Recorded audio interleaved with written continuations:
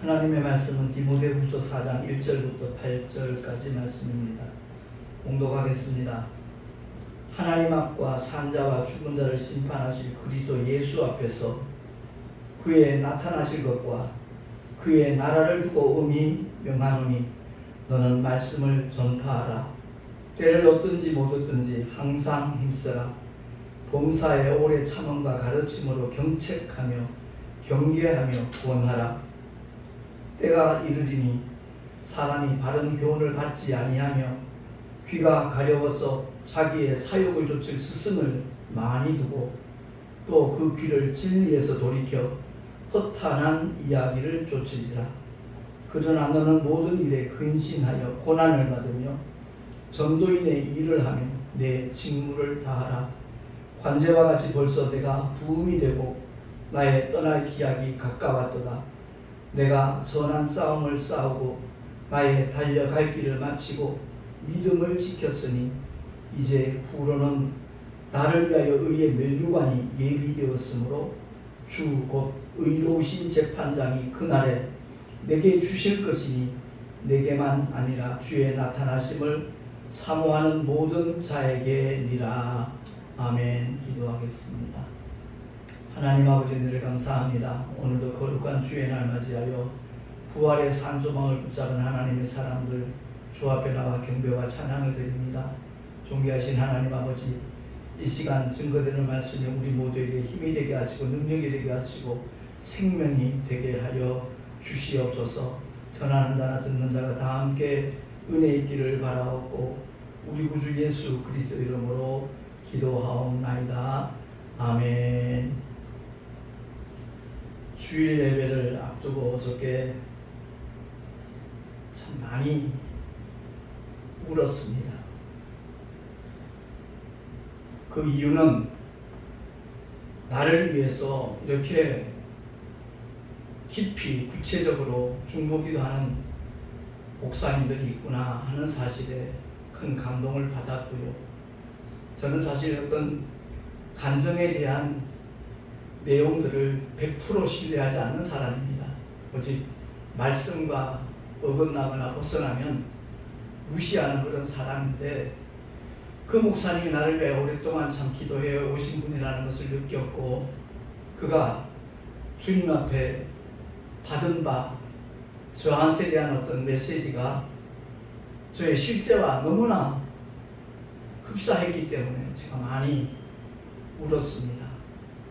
저는 누군가가 기도하는 가운데 아니면 꿈에서 봤다, 들었다 하는 말들을 별로 신뢰하지 않는 그런 사람이거든요. 근데 카톡 문자가 10개 정도 이상 왔어요. 그 문자들을 제가 어제 새벽에 받았는데, 이제 택시 전도를 끝내고 아침에 일어나서 그 글들을 읽어보면서 눈물이 막 솟구치는데 걷잡을 수가 없더라고요. 그 내용을 잠깐 소개하고 싶습니다. 혹여 오해하는 분이 있을까봐 상당히 조심스럽고, 그리고 그것 때문에 또한 많은 기도를 했습니다. 잠깐 소개하겠습니다. 사랑하는 총회장님, 그간 살아온 70여 년 인생길도 주님과 함께 걸어온 길이시네요. 그런데 두 번 총회장의 막중한 직임을 예수님께서 힘껏 바치고 업고 함께 오셨네요. 총회장과 마치 어린아이의 모습, 너무 신이 나서 룰루랄라 찬양을 부르며 예수님께 마구마구 모든 일들을 아빠에게 얘기하듯이 마음껏 떠들고 웃고 말하고 사랑을 전하고 고백하는 모습이셔요. 눈물이 찡합니다. 누구도 할 수 없는 일, 협조보다는 질시와 반목이 있는 곳에서 평화와 화평과 화목을 노래하셨고 연합을 이루셨어요. 거칠고 험한 숲속에서 총회장님께서 그 거친 엉겅퀴와 가시들을 모두 쳐내주시고 만들어준 길을 따라서 다음 총회장님들은 좀 수월하고 편안하게 달릴 수 있으시겠어요? 물론 저희도 마찬가지고요.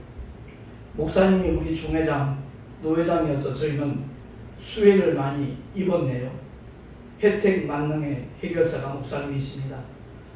총회장님으로 계실 때 더 많이 적극적으로 협조하고 잘 참여를 하였어야 되는데 은둔중이던 까닭에 그저 죄송하고 아쉽기만 했지만 이제는 진경 총회장님으로서 더욱 큰 일들을 수행하고 감당하셔야 하기에 진경 총회장님으로 더 잘 섬기고 모시면서 협력하도록 힘을 보태도록 하겠습니다.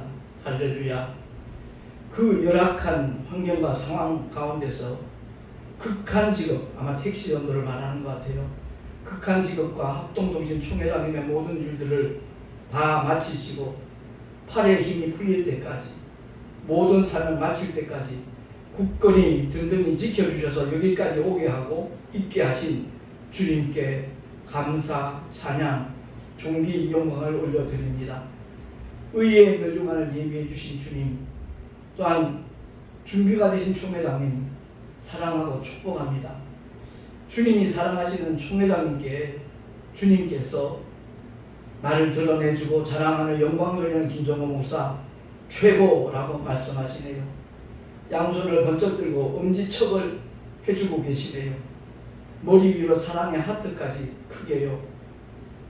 토닥토닥 어깨를 꽉 끌어안고서 쓰다듬고 위로해 주시는 모습에 총회장님 주님의 품 안에서 꺼이 마음껏 묵노와 울고 계세요. 잘하였도다. 착하고 충성된 총아, 내가 너의 수고를 잘한다. 죄송합니다. 내가 너를 기뻐하노라. 너는 내 것이라. 너는 내 것이라. 내가 너를 그 자리에 세웠고 너를 통해 내가 영광을 받았노라. 내가 너에게 열국의 권세를 줄 것이며 보좌에서 나와 함께 천년 동안 다스리며 왕 노릇할 것이라.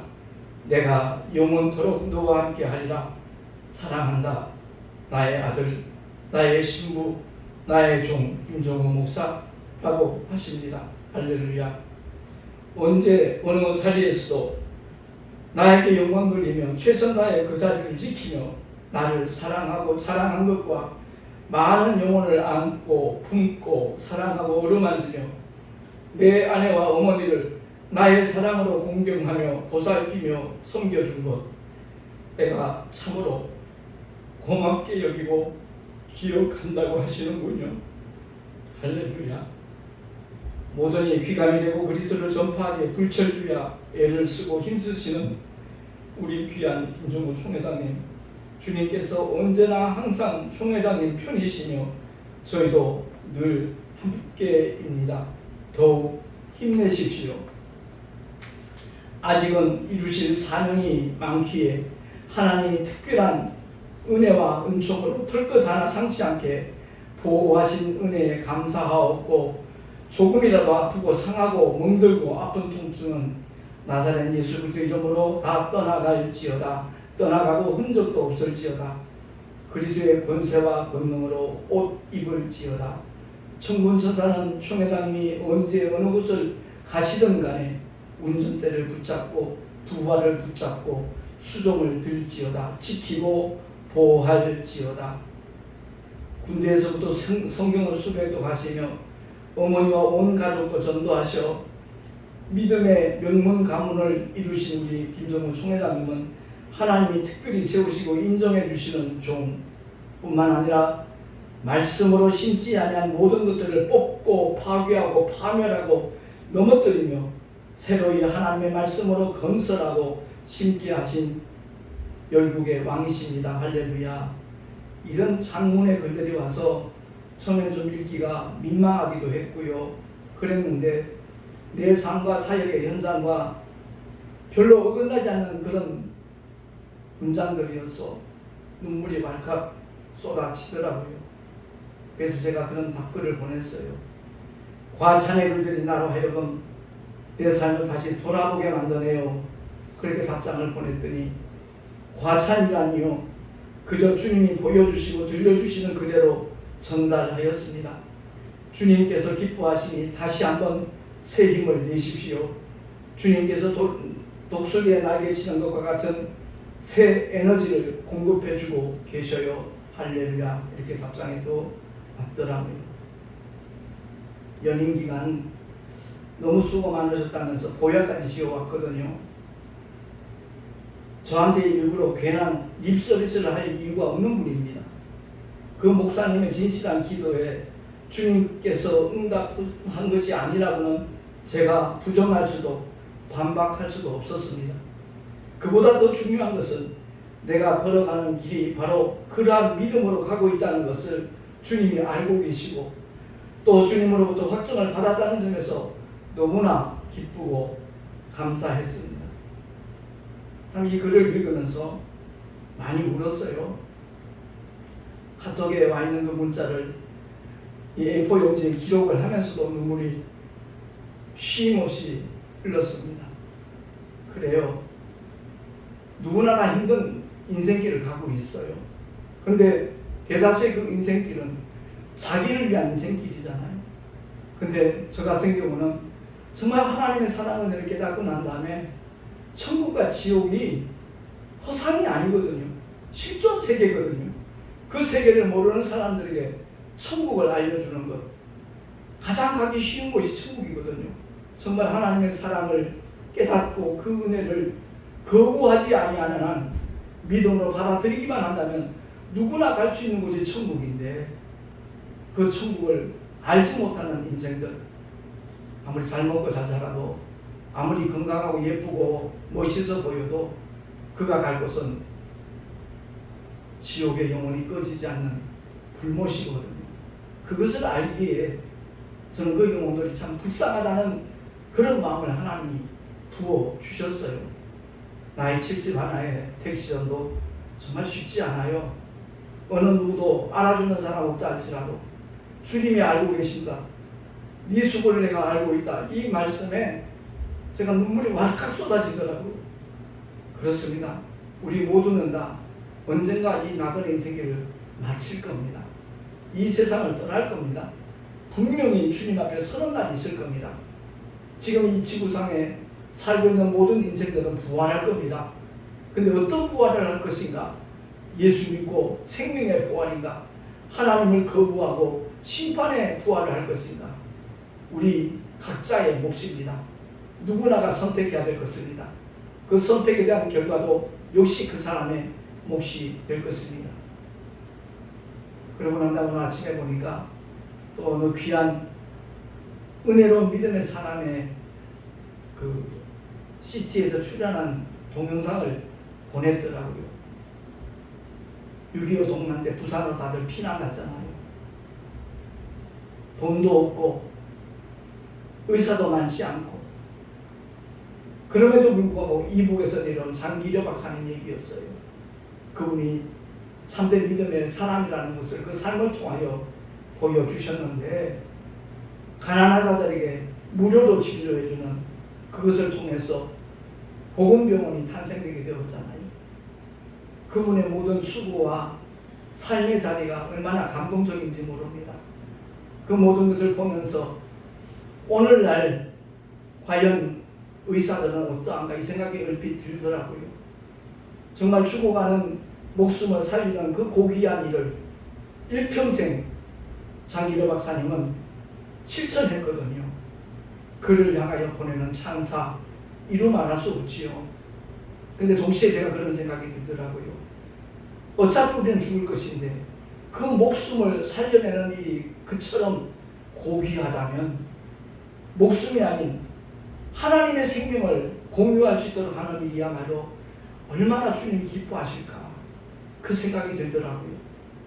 분명히 신학을 공부하고 목사 안수를 받고 목회를 하면서도 그 영혼에 대한 가치를 바로 깨닫지 못하는 그런 분들도 지금 현재 우리가 살고 있는 이 세상에 없다고 말할 수 없잖아요.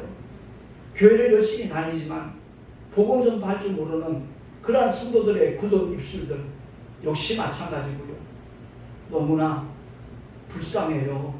언제나 주님 앞에 서는 날이 있을 터인데 그날에 뭐라고 말을 하려고, 뭐라고 변명을 하려고 저러고들 살까?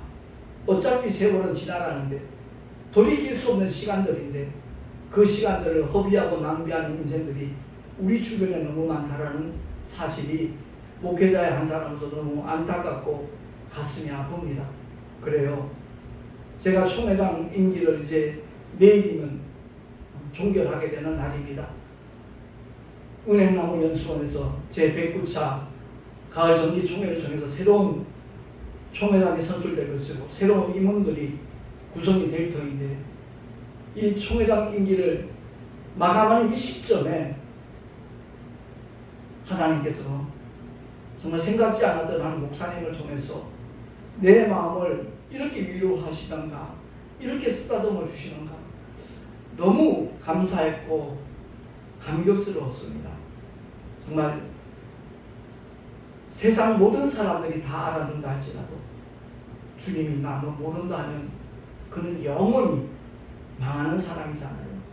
그런데 어느 누구도 알아주는 사람 없다 할지라도 주님이 내가 너를 안다, 내 수고를 안다, 착하고 충성된 종아라고 주님이 말씀하시더라는 그 목사님이 기도하면서 환상을 봤는지 꿈을 통해서 봤는지 구체적으로 물어보지 않았으니 몰라요.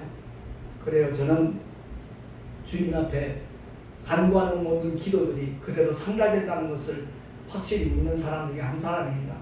그래서 무엇보다도 하나님의 말씀에 근거한 믿음의 길을 걸어가는 사람들을 저는 사랑합니다. 축복합니다. 우리가 하나님의 진리의 말씀, 생명의 말씀으로 무장한다는 것이 얼마나 대단한 일인가 하는 것을 정말 깨달았으면 참 좋겠습니다. 생명의 진리의 말씀으로 내 심령 속에 채워지는 만큼 주님께서는 기뻐하시고요. 그 진리의 말씀들이 하나의 형식이 아니고 모양새가 아니라는 것은 누가 증거하시죠? 성령 하나님께서, 진리의 영신 성령 하나님께서 그 말씀을 날마다 확증해주고 계시다는 것을 우리의 삶 속에서 늘 경험하는 우리 모두가 될 수 있기를 예수 이름으로 축원합니다. 2년 동안 쉽기만 했겠습니까? 저 나름대로 우리 교단을 알리고 인정받고 그러기 위해서 정말 단 한 번도 한국교회 총연합회, 한국장로교 총연합회 이 모임에 빠진 적이 없습니다. 그리고 또한 그렇게 열심히 되어 하나님 앞에 최선을 다했더니 단 한 번도 단상에 올라가지 않은 날이 없습니다. 어떤 순서를 맡아도 뭐 특별 기도를 하든지 합심기도 인도를 하든지 성경 공독을 하든지 그런 순서를 맡겨서 저 나름대로 목회의 폭이 넓어지는 참 귀한 총회장들과 교제할 수 있는 그런 은혜까지 하나님이 허락하셔서 나름대로 많은 것을 배우고 깨닫고 큰 유익을 얻었습니다. 과연 큰 교단의 총회장님은 뭔가 좀 다르긴 다르구나. 정말 저런 부분들은 배워야 되겠구나.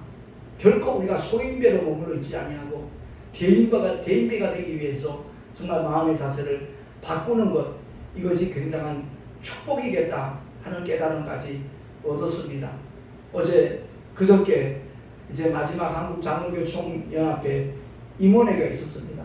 거기에 참석해서 마지막 인사를 나눴더니 참 목사님들이 다 아쉬워하고 또 하셔야죠, 또 하셔야죠 그런 말씀을 하시더라고요. 우리 교단 헌법에 연임까지만 되는 것이라고 인사를 하고 아무튼 목사님들 만나서 반가웠고 즐거웠고 목사님 통해서 많은 것을 배웠습니다. 그랬더니 모두 다 축복하면서 박수를 쳐주시더라고요. 그렇습니다. 우리는 어떤 일을 하든지 마지막 마무리하는 순간까지 최선을 다하는 모습 굉장히 중요한데 가장 중요한 것이 바로 우리 믿음의 여정입니다. 마지막 순간까지 믿음을 지켜나가는 것. 오늘 본문에 보면 사도 바울이 그것을 말씀하고 있잖아요. 복음으로 난 아들 디모데를 향해서 그가 하나님 앞과 산자와 죽은 자를 심판하실 그리스도 예수 앞에서 그의 나타나실 것, 그의 나라를 두고 의미명한다. 반드시 이루어지는 실현이 될 하나님의 약속, 주의 재림과 재림 후에 펼쳐질 하나님의 나라를 두고 엄히 명한다라고 바울은 선포하고 있습니다. 너는 말씀을 전파하라. 때를 얻든지 못 얻든지 항상 힘쓰라. 범사에 오래 참음과 가르침으로 경책하며 경계하며 권하라 라고 명령하고 있습니다. 사실 이건 부탁이 아니에요. 명령입니다. 하나님의 나라를 두고 엄히 명령한 사도 바울의 그 명령, 그것은 그야말로 축복의 메시지라는 것을 우리가 깨달아야 될 것입니다. 때가 이르니 사람이 바른 교훈을 받지 않으면 설교 안 들어요. 귀로만 듣지 심령으로 받지를 않아요. 하나님의 말씀을 우리의 마음밭에 정말 받아들이는 사람이 될 때 뿌리가 내려지고 싹이 나고 잎이 피고 꽃이 피고 열매 맺는 하나님의 놀라운 생명의 역사를 경험할 텐데, 귀가 가려워서 자기의 사역을 조절 스스로 많이 두고 있습니다. 어떻게 하면 더 잘 살까? 어떻게 하면 더 많은 돈을 벌 수 있을까? 어떻게 하면 더 행복할 수 있을까? 어떻게 하면 더 즐겁게 살 수 있을까? 이런 생각들 하잖아요. 그것이 아니라 성경이 말씀하고 있는 하나님의 생명의 약속, 거기에 귀를 기울여야 된다 하는 것을 사도 바울은 선언하고 있는 겁니다. 제가 광신 21기 동문에 이제 가끔 참여를 합니다만, 그 동문 가운데는 이제 은퇴도 했지요. 정년을 마치고 난 다음에 그동안 번 돈 갖고 이제 그런 삶을 누리겠지만 전국을 다닙니다. 해외를 다닙니다. 그 경관들 전부 다 사진을 찍어서 카톡에 얼마나 많이 올리는지 몰라요. 그걸 보고 참 부러워하는 친구들도 있더라고요. 근데 저는 달리 생각이 되더라고요. 정말 영혼의 때를 위하여 헌신하나 하면 얼마나 좋을까.